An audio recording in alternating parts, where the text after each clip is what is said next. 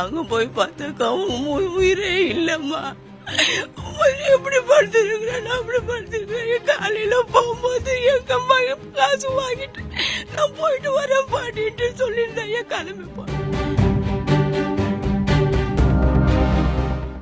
என் பேர் ஐயா. காலையில 8:30 மணிக்கு ஸ்கூலுக்கு கிளம்பி போனேன் ஐயா. டெய்லி போற மாதிரி தான் சைக்கிள் ஓட்டின்னு தான் போனேன். போன பிறகு அங்கே என்ன நடந்ததுன்னு யாருக்கும் சொல்லலை. அவங்களும் ஸ்கூல்ல இருந்து எங்களுக்கு எந்த காலும் பண்ணலை. இந்த வேலை பார்க்குற அந்த பொண்ணோட புருஷன் வந்து தான் சர்வீஸ் இந்த மாதிரி மயக்கம் அடிச்சுட்டு கீழே வந்துருக்குறம்மா, அவங்க சாரெல்லாம் உங்கள்கிட்ட பேசணும்னு சொல்லுவாங்க. எங்கள் நம்பர் இருக்கு, எங்கள்கிட்ட பேச வேண்டியது தானே. என்ன ஆச்சுன்னாக்கா மயக்கம் அடிச்சு விழுந்துட்டு இருக்கிறேன், ராஜ் ஆஸ்பத்திரியில் அட்மிஷன் பண்ணியிருக்கிறோம், நீங்கள் வாங்க வந்து பாருங்கன்னு சொன்னோம். அங்கே போய் பார்த்தாக்கா அவங்க உயிரே இல்லைம்மா. எப்படி படுத்துருக்கிறேன், அப்படி படுத்துருக்கிறேன். காலையில போகும்போது எங்க மகன் காசு வாங்கிட்டு நான் போயிட்டு வரேன் பாட்டிட்டு சொல்லியிருந்தேன். ஏன் கிளம்பி போ. 10 நிமிஷம் வரைக்கும் அவன் மயக்கம் அடிச்சு வந்துருக்குறான். யாருமே கண்டுக்கல ஐயா. எங்களுக்கு ஒரு வார்த்தை சொல்லியிருந்தாங்க, நாங்க கூட்டிட்டு போய் எங்கேயாவது வச்சு அவனை காப்பாத்தி இருப்பேன். போயிட்டேன் ஐயா.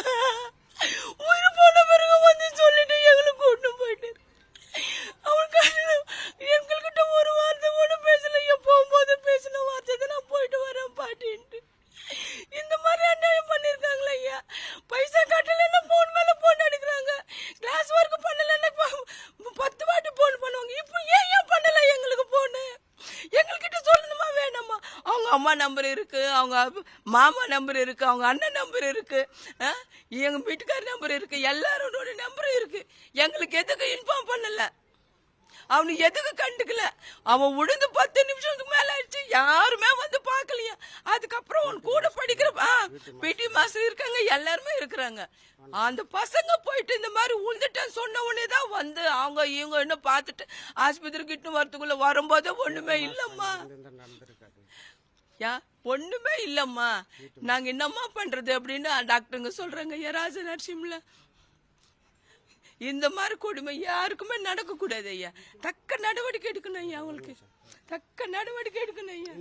என் பேரன் சர்வீஸு தண்டமனத்தில் Sri Ramakrishna Mission higher secondary சவுத்தில் 11வது கிளாஸ் படிக்கிறான்.